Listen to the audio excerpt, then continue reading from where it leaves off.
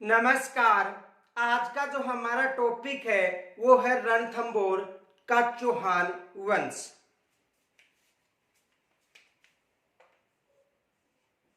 रणथंभौर का चौहान वंश।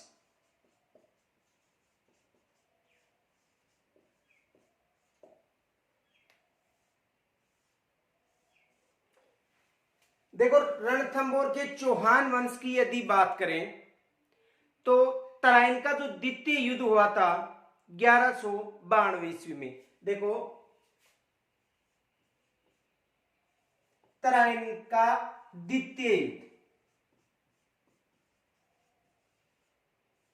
तराइन का द्वितीय युद्ध कब हुआ था? 1192 ईस्वी में। तराइन के द्वितीय युद्ध के बाद जो अजमेर क्षेत्र, इस युद्ध के बाद जो अजमेर क्षेत्र था, यहां पर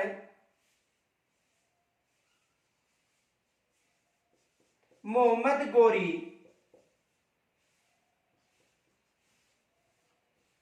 का अधिकार हो गया था।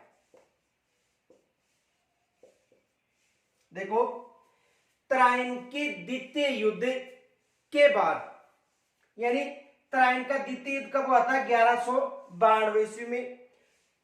इस युद्ध के बाद अजमेर पर किसका अधिकार हो गया था?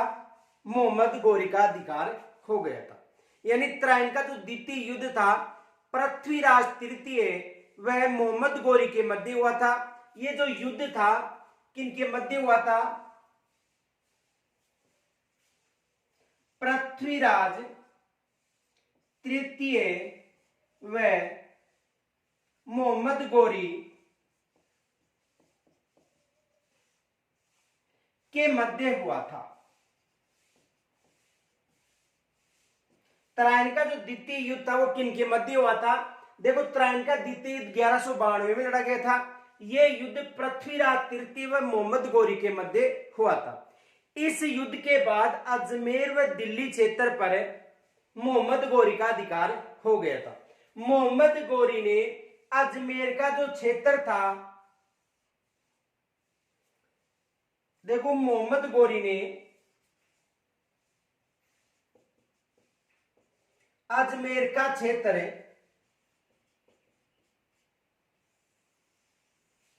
अपने सेनापति कुतुबुद्दीन ऐबक को सौंपा था। देखो, जो तराइन का द्वितीय युद्ध हुआ 1192 और 1192 में जो तराइन का द्वितीय युद्ध हुआ था, इस युद्ध में मोहम्मद गोरी की विजय हुई थी और पृथ्वीराज चौहान पराजित हो गए थे। उसके बाद मोहम्मद गोरी का जो अधिकार था दिल्ली व अजमेर क्षेत्र पर हो गया था और अजमेर का जो साम्राज्य था वो अपने सेनापति कुतुबुद्दीन ऐबक को सौंप दिया था। यानी अजमेर का क्षेत्र किसे सौंपा गया था? तराइन के द्वितीय युद्ध के बाद कुतुबुद्दीन ऐबक को। और कुतुबुद्दीन ऐबक ने जो विग्रहराज चतुर्थ था उसके द्वारा जो संस्कृत पाठशाला का जो निर्माण करवाया गया था उसे 2.5 दिन के झोंपड़े के रूप में भी परिवर्तित करवा दिया था। अब देखो, जो अजमेर का क्षेत्र किसके अधिकार में था? मोहम्मद गोरी के में। और मोहम्मद गोरी ने इस क्षेत्र को किसे सौंपा था? सेनापति कौन था? कुतुबुद्दीन ऐबक। अब देखो, कुतुबुद्दीन ऐबक ने जो अजमेर क्षेत्र था, कुतुबुद्दीन ऐबक ने जो अजमेर क्षेत्र था वो पृथ्वीराज तृतीय के भाई हरिराज को सौंप दिया था अपने अधीन। यानी इन्होंने अपने अधीन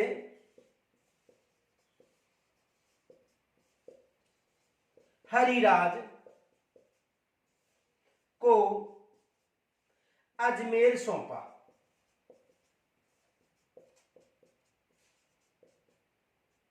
यानी कुतुबुद्दीन ऐबक ने अपने अधीन जो अजमेर क्षेत्र था वो किसे सौंप दिया था? हरिराज को, जो पृथ्वीराज तृतीय का भाई था।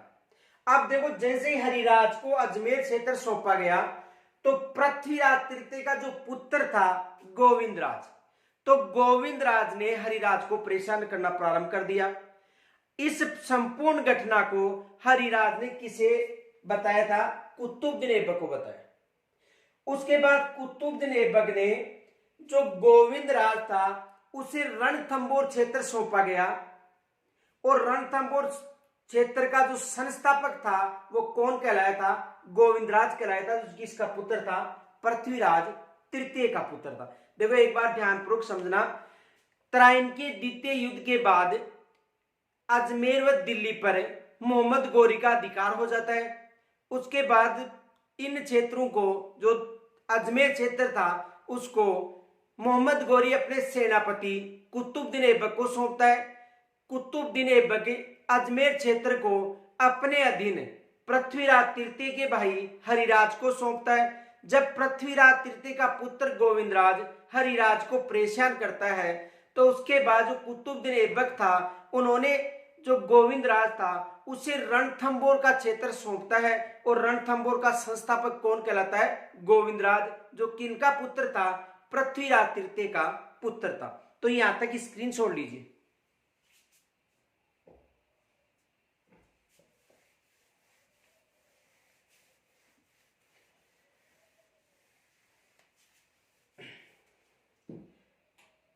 देखो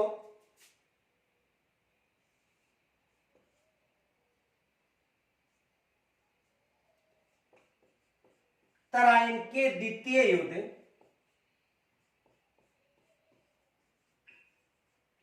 के बाद अजमेर व दिल्ली पर, यानी तराइन के द्वितीय युद्ध के बाद अजमेर व दिल्ली पर मोहम्मद गौरी का अधिकार हो जाता है।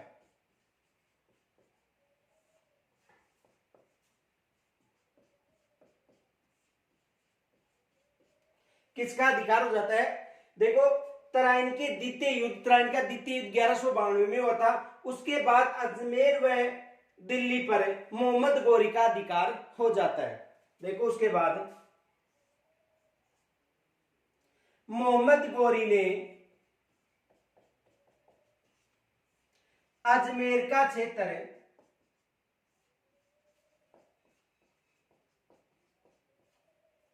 अपने सेनापति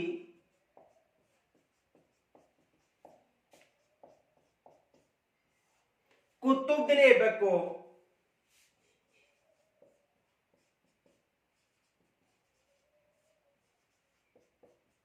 यानी मोहम्मद गौरी ने अजमेर का जो क्षेत्र अपने सेनापति कुतुबुद्दीन ऐबक को सौंप देता है।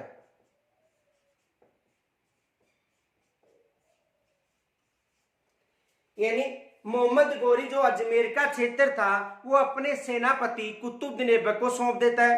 उसके बाद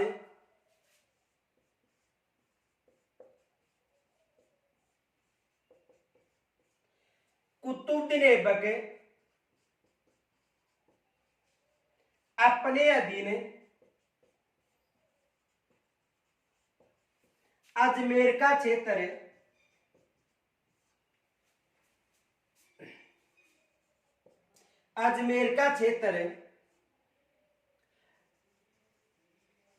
पृथ्वीराज तृतीय के भाई हरिराज को सौंपता है।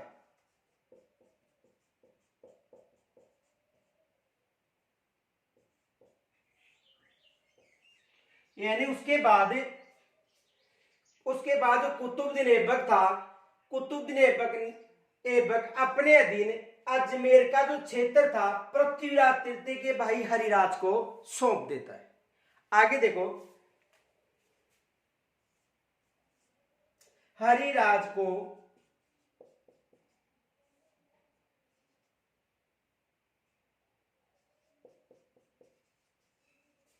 पृथ्वीराज तृतीय का पुत्र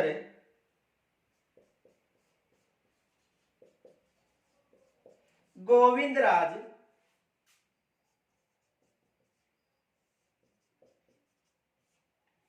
परेशान करता है,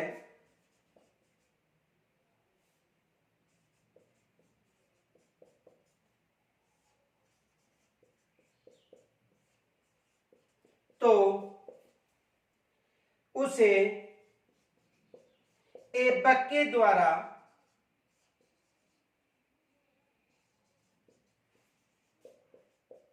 रणथंभौर का क्षेत्र, यानी उसे रणथंभौर का क्षेत्र सौंपा जाता है,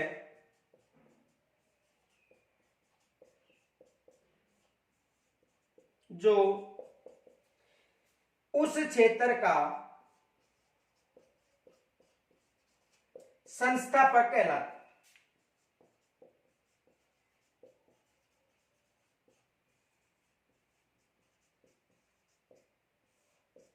देखो, यानी उस क्षेत्र का जो रणथंभौर क्षेत्र है वो गोविंदराज को सौंपा जाता है और गोविंदराज उस क्षेत्र का संस्थापक कहलाता है।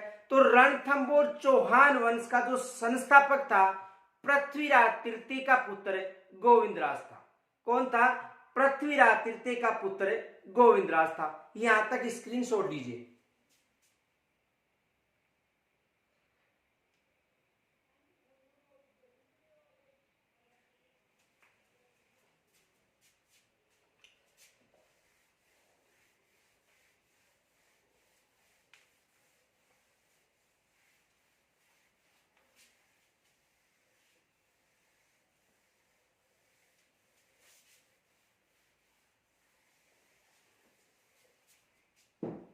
देखो,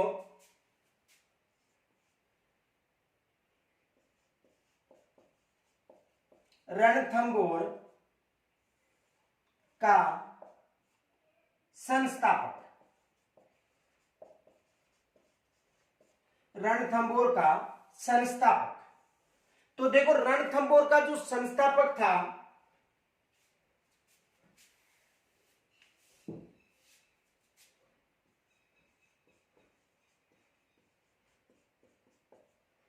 रणथंभौर का संस्थापक, रणथंभौर का जो संस्थापक था वो कौन था? गोविंदराज।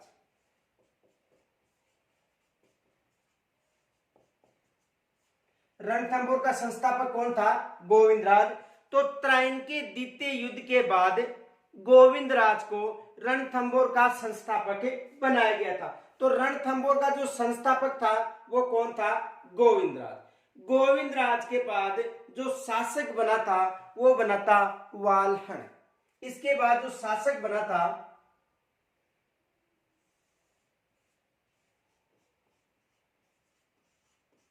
वाल्हण शासक बना था। यानी गोविंदराज के बाद जो शासक बना था वो कौन बना था? वाल्हण बना था। किसके बाद बना था? गोविंदराज के बाद शासक वाल्हण बना था। और इनके शासन काल के समय जो दिल्ली का शासक था सुल्तान इल्तुतमिश शाह। कौन था दिल्ली का शासक? यहां का जो शासक था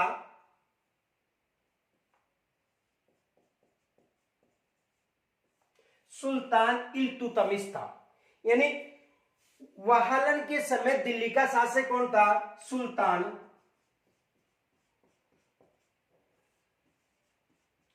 इल्तुतमिश।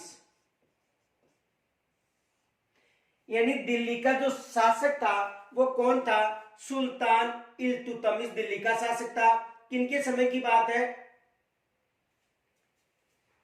गोविंदराज के समय। देखो, इस यहां से ध्यान से समझना, एग्जाम में प्रश्न बन सकता है। रणथंभौर का संस्थापक कौन था? गोविंदराज। यानी रणथंभौर का संस्थापक कौन हो गया? गोविंदराज। गोविंदराज के बाद शासक कौन बना? वाल्हण। और वाल्हण के समय दिल्ली का शासक कौन था? सुल्तान इल्तुतमिश था। देखो, सुल्तान इल्तुतमिश ने इस पर आक्रमण किया।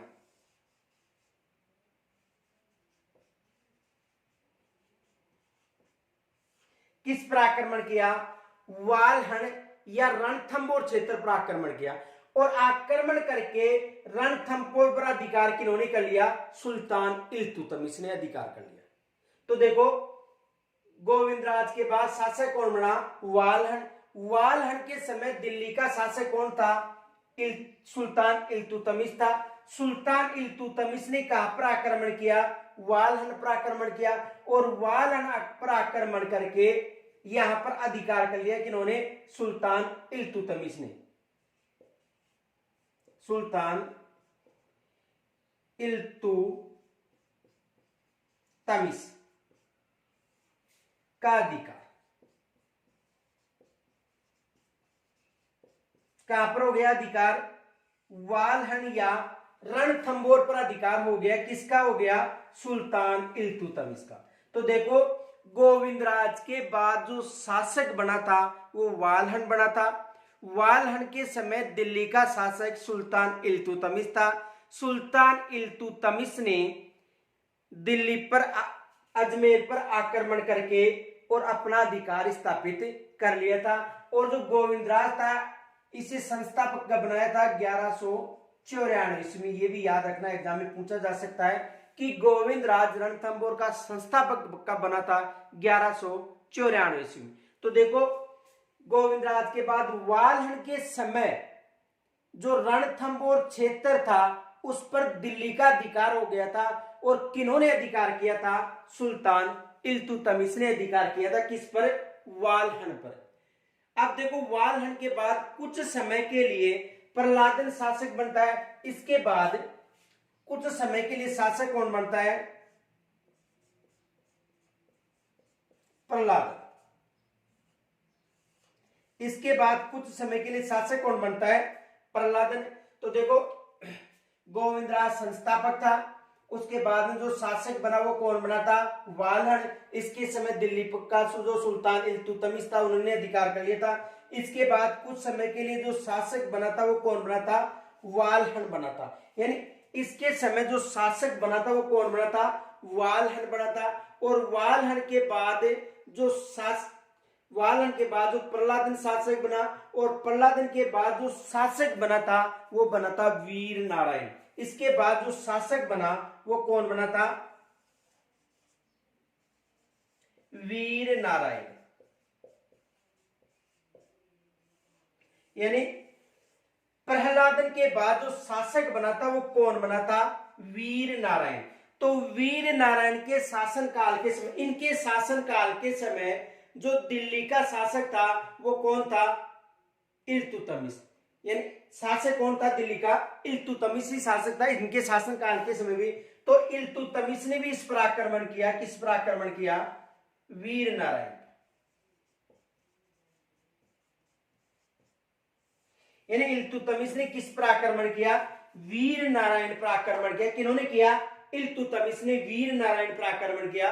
और इस आक्रमण के समय जो वीर नारायण थे उनकी मृत्यु हो गई थी। यानी इसकी क्या हो गई थी? इस आक्रमण के समय मृत्यु हो गई थी। तो देखो, यहां तक समझो एक बार दोबारा। दिल्ली रणथंबोर का संस्थापक, जो चौहान वंश का संस्थापक था वो कौन था? गोविंदराज। 1194 में संस्थापक बनाया गया था। गोविंदराज के बाद शासक कौन बना? वालहन। गोविंदराज के बाद शासक कौन बना था? वालहन। वालहन के समय दिल्ली का शासक कौन था? सुल्तान इल्तुतमिश। सुल्तान इल्तुतमिश किस पर आक्रमण करता है? वालहन पर। और वालहन पर आक्रमण करके दिल्ली पर अजमेर पर अधिकार कर लेता है। यानी रणथंबोर पर अधिकार कर लेता है। ये देखो, गोविंदराज के बाद शासक बना वालहन। वालहन के समय दिल्ली का शासक था सुल्तान इल्तुतमिश। सुल्तान इल्तुतमिश वालहन यानी रणथंबोर पर आक्रमण करके अधिकार कर लेता है। तो देखो, रणथंबोर पर सबसे पहले अधिकार कौन करता है? सुल्तान इल्तुतमिश। अब देखो, वालहन के बाद जो शासक बना वो प्रहलादन बना था, कुछ समय के लिए बना था। प्रहलादन के बाद शासक बना था वीर नारायण। और वीर नारायण के समय दिल्ली का शासक कौन था? सुल्तान इल्तुतमिश।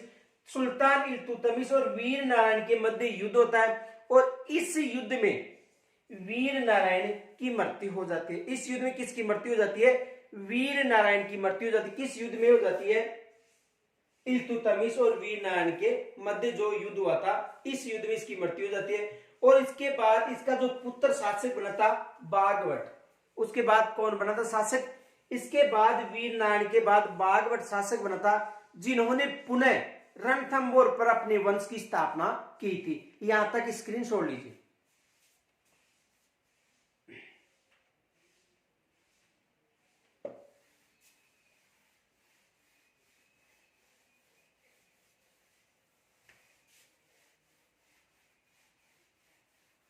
देखो समझो इसे।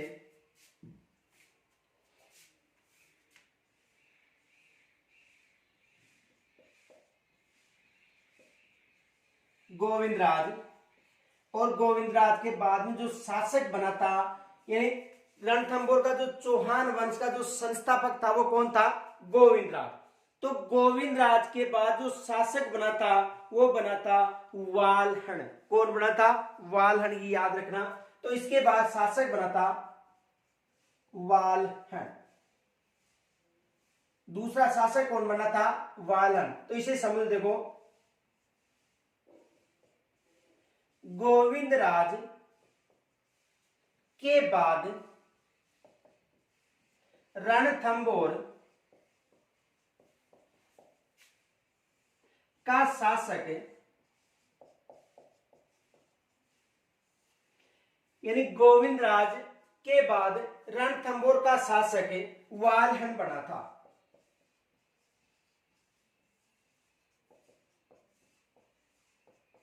कौन बना था? वाल्हण। इनके समय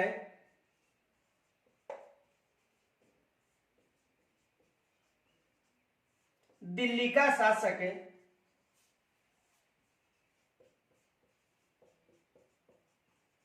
सुल्तान इल्तुतमिश था।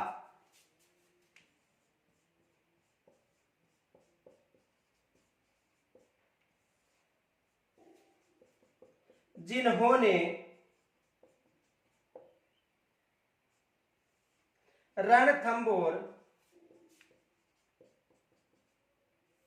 पर आक्रमण करके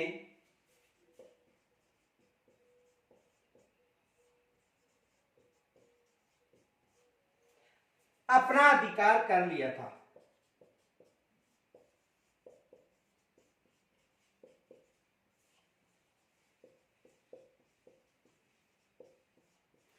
तो रणथंभौर पर सबसे पहले जो दिल्ली का शासक कौन था?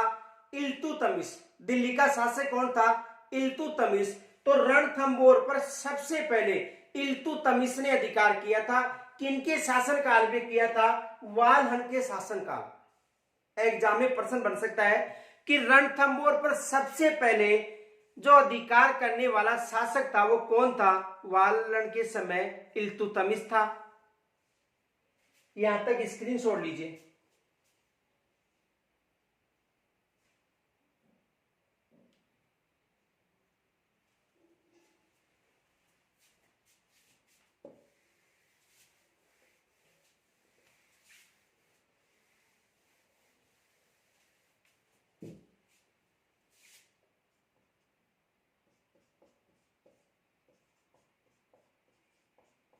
देखो वाल्हण के बाद कुछ समय के लिए शासक कौन बनता है? प्रहलादन बनता है। देखो वाल्हण के बाद कुछ समय के लिए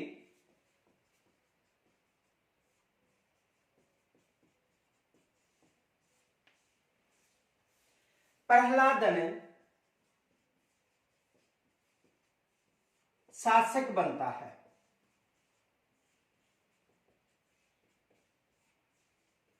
यानी वाल्हण के बाद देखो इनके शासनकाल के समय यहां पर इल्तुतमिश का अधिकार हो गया था, यानी दिल्ली का अधिकार हो गया था। उसके बाद शासक कौन बना? प्रहलादन। और वाल्हण के बाद प्रहलादन कुछ समय के लिए शासक बना था, यानी कुछ समय के लिए शासक बना था। कौन बना था? प्रहलादन। आगे देखो, यानी प्रहलादन के बाद जो शासक बना था वो बना था वीर नारायण।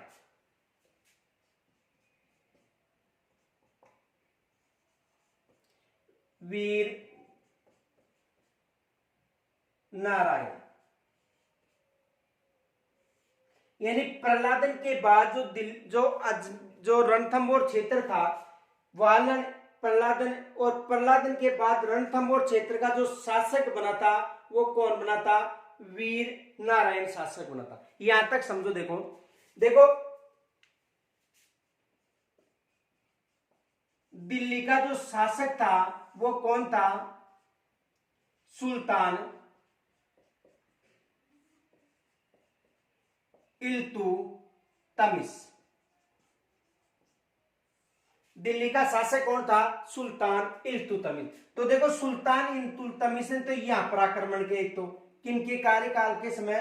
वालहन के कार्यकाल के समय कहां पर आक्रमण किया? रणथंभौर पर। एक तो यहां पर आक्रमण किया इल्तुतमिश ने। एक तो कहां पर आक्रमण किया था? वालहन पर आक्रमण करके रणथंभौर पर अधिकार कर लिया। तो इल्तुतमिश ने यहां पर आक्रमण करके क्या कर लिया था? रणथंभौर पर अधिकार।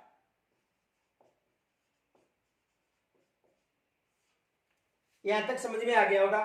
तो वालहन के समय रणथंभौर पर अधिकार कर लिया। उसके बाद यहां पर आक्रमण करता है।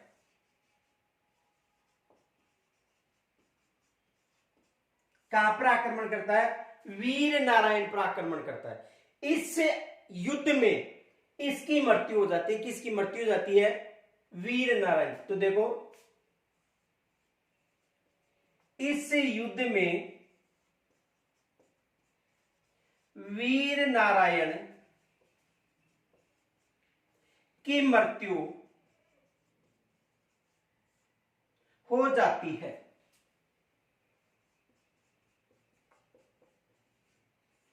यानी इल्तुतमिश और वीर नारायण के मध्य जो युद्ध होता है, इस युद्ध में इल्तुतमिश विजय होता है और जो वीर नारायण थे उनकी मृत्यु हो जाती है।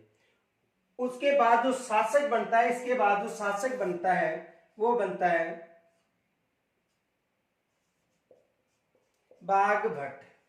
कहीं पर वाघभट्ट भी मिल सकता है, बाघभट्ट या वाघभट्ट। देखो कहीं पर वाघभट्ट भी मिलता है, बाघभट्ट या वाघभट्ट।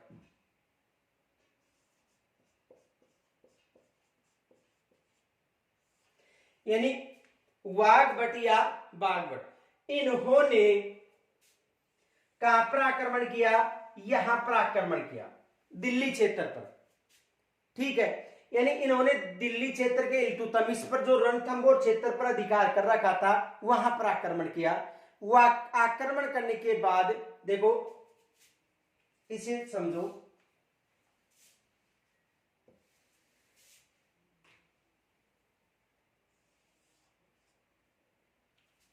यानी वीर नारायण के बाद कौन शासक बना था?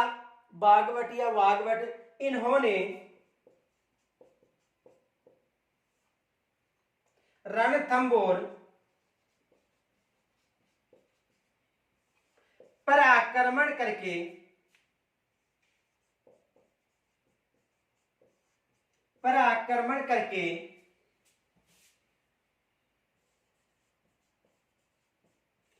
पुनः चौहान वंश की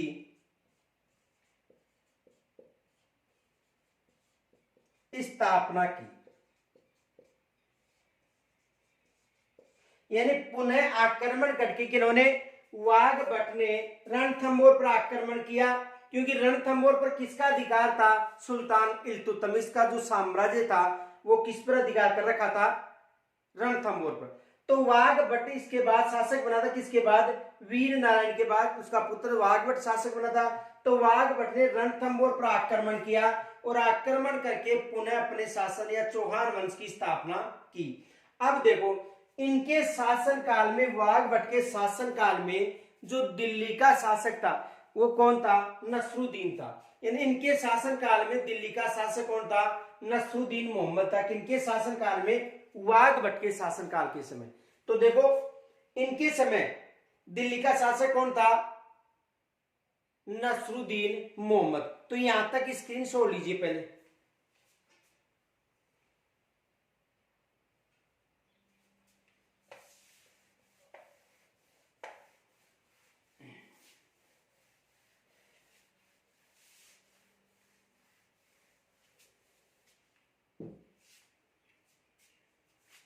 देखो या तो वाघभट्ट या बाघभट्ट, कोई सा भी मिल सकता है, एक ही बात है।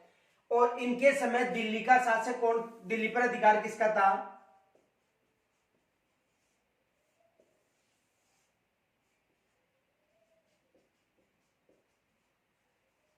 नसरुद्दीन मोहम्मद। दिल्ली पर किसका अधिकार था? नसरुद्दीन मोहम्मद का अधिकार था। किनके समय?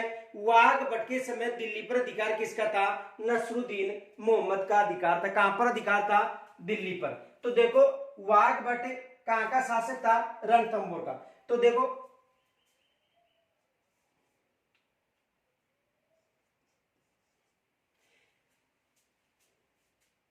वाघभट्ट ने रणथंभौर पर आक्रमण किया। इन्होंने कहां पर आक्रमण किया? रणथंभौर पर आक्रमण किया। रणथंभौर पर विजय प्राप्त की। विजय प्राप्त करने के बाद अपने वंश की स्थापना पुनः की। किन्होंने? वाघभट्ट ने। इनके समय कौन था शासक दिल्ली का? नसरुद्दीन मोहम्मद था। यानी इनके समय जो दिल्ली का शासक था वो कौन था? नसरुद्दीन मोहम्मद था। किनके समय था? वाघभट्ट के समय शासक था नसरुद्दीन मोहम्मद। और नसरुद्दीन मोहम्मद 1247-48, 1253-54 और 1258-59 यानी यहां पर आक्रमण करता है 3 बार।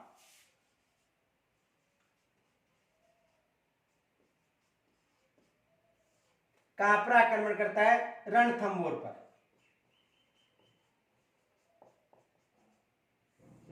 देखो वाघभट्ट के समय जो नसरुद्दीन मोहम्मद था वो कहां पर आक्रमण करता है? वाघभट्ट या रणथंभौर पर। देखो पहला आक्रमण करता है 1247-48।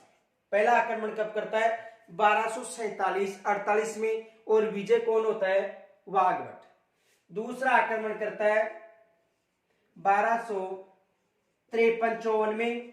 और इस आक्रमण में विजय कौन होता है? वाघभट्ट होता है। तीसरा आक्रमण करता है 1258-59 में। और इस आक्रमण के समय भी कौन विजय होता है? वाघभट्ट। तो देखो चौहान वंश, जो रणथंभौर का जो चौहान वंश है उनकी पुनः स्थापना करने वाला शासक कौन था? वाघभट्ट। पुनः स्थापना किन्होंने की थी? वीर नारायण के पुत्र वाघभट्ट ने की थी। और इनके समय दिल्ली का शासक कौन था? नसरुद्दीन मोहम्मद था। और नसरुद्दीन मोहम्मद ने भी कहां पर आक्रमण किया था? वाघभट्ट पर। कितनी बार आक्रमण किया था? 3 बार।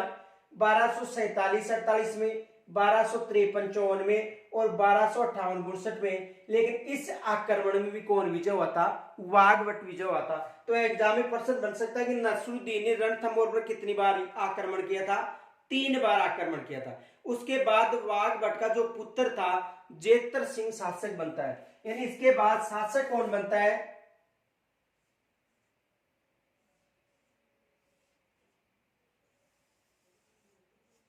जेतर सिंह।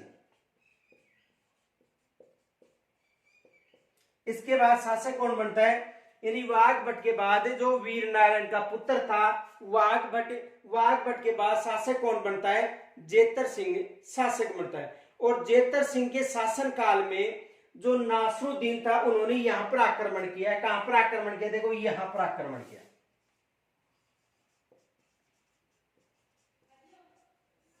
देखो नसरुद्दीन मोहम्मद ने वाघभट्ट पर भी आक्रमण किया 3 बार। उसके बाद कहां पर आक्रमण किया? जेतर सिंह पर आक्रमण किया। लेकिन जेतर सिंह, इस विजय में जो युद्ध हुआ था उसमें विजय कौन हुआ था? जेतर सिंह। लेकिन अंतिम समय में जेतर सिंह को कर देने के लिए विवश कर दिया था। किन्होंने कर दिया था? नसरुद्दीन मोहम्मद ने। तो नसरुद्दीन मोहम्मद वाघभट्ट पर 3 बार आक्रमण किया। इस आक्रमण में वाघभट्ट विजय हुआ था 3 बार, 1247, 48, 53-54 और 58-59 में। उसके बाद जो पुत्र शासक बना था जेतर सिंह, इस पर भी आक्रमण किया था। किन्होंने किया था? नसरुद्दीन मोहम्मद ने। लेकिन आक्रमण में तो विजय कौन रहा था? जेतर सिंह। लेकिन अंतिम समय में जेतर सिंह को कर देने के लिए विवश कर दिया था। किन्होंने कर दिया था? नसरुद्दीन मोहम्मद ने कर देने के लिए विवश कर दिया था। और अपने कार्यकाल के दौरान जेतर सिंह ने अपने छोटे पुत्र हमीर देव को रणथंभौर का शासक बनाया था। इसके बाद जो शासक बना था वो कौन बना था? हमीर देव और हमीरदेव का जो कार्यकाल था, यानी इसके बाद 1282 से लेकर 1301 तक किनका कार्यकाल रहा था? हमीरदेव का। यानी 1282 से लेकर 1301 तक किनका कार्यकाल रहा था? हमीरदेव का। तो देखो वाघ भट्ट के बाद में जो शासक बना था वो कौन बना था? जेतर सिंह। यहां तक स्क्रीनशॉट लीजिए।